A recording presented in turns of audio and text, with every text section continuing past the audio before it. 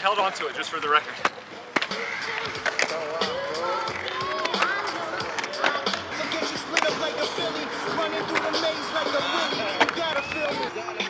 Shoes and accessories.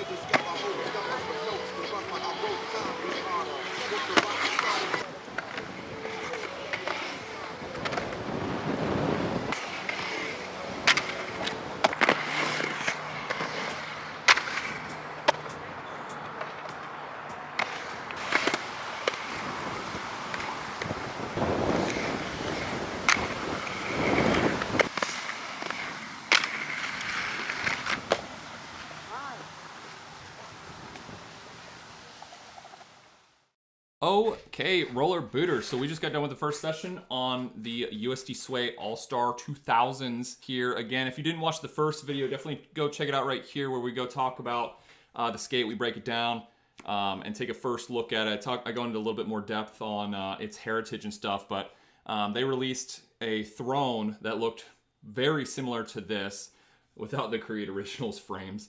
The owner ended up buying these boot only, so I threw my creates on here. But anyway, they released a throne, a USD Classic throne that looked a lot like these. Originally, they were Randy Spicer Pro Skates, but then they were changed over to USD Throne Team Skates. So anyway, so what did I think about these? So again, I mentioned in the first video, the only time I've skated, I almost said thrones, the only time I've skated sways before this was one time. It was for the Chris Farmer video. So it was nice to actually get kind of reacquainted with these. So one big thing that stuck out to me is the Chris Farmers that I skated, I believe were the same size. They fit very similar, except that these, I'm not sure if this is like an updated shell design, I'm not certain, but from those Farmer sways, the gray and purple ones, they fit well except my arches. They had a lot of arch support and I had blisters on my arches. I have pretty like low arches. Outside of that, they fit well and they felt pretty darn good. They felt really natural actually. With these, I'm not sure if this is like a different, slightly different design or different plastic or what, but I had pretty terrible pressure points on the outside of both feet, that outermost bone, which I wasn't really expecting. So that was kind of a buzzkill, and I felt that within like the first 10 minutes. And it, honestly, I thought I was going to be able to skate through it, and I really wasn't.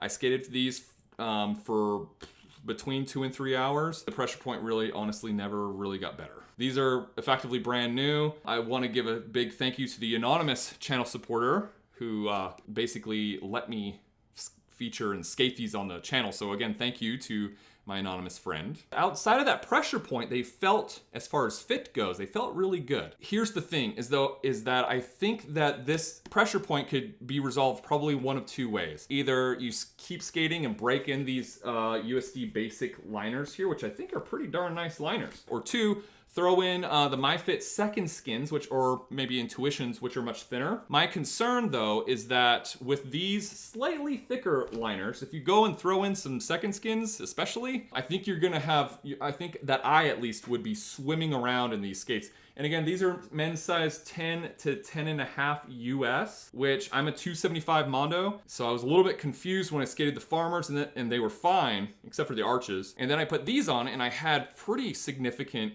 pressure points. So that was kind of curious. So then the other big thing with these skates was that we all kind of know, most of you watching will know, that these sways are kind of known for a big amount of forward flex, right? I'm having trouble displaying it, whatever. What I noticed that I was not a huge fan of, and let me preface this by saying, like, I'm a big fan of skates that have a pretty liberal, large amount of lateral flexion for boot down tricks. My first impression, even before I skated these, is that this plastic feels really, really stiff.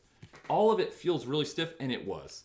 Between the pressure points being so painful, And these being, in my estimation, having a lot of lateral support, I'll call it, or stiffness.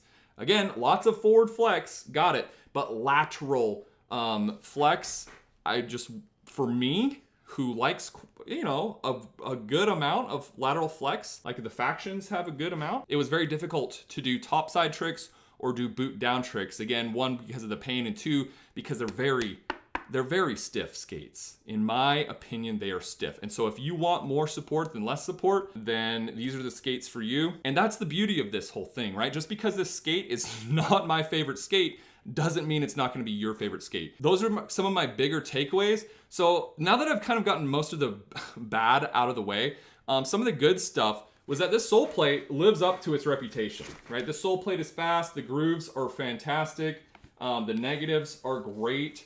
I had a really great time. I think the sole plates are probably the highlight, in my opinion, kind of the highlight of the skate. They felt really responsive. They felt really good. I know I harped on those two big parts, which to me are kind of like, could be deal breakers for me. But outside of that, if they're not deal breakers for you, right? If your feet are slightly different than mine and you have different support preferences, like these are otherwise a great skate. Very responsive. They feel very solid.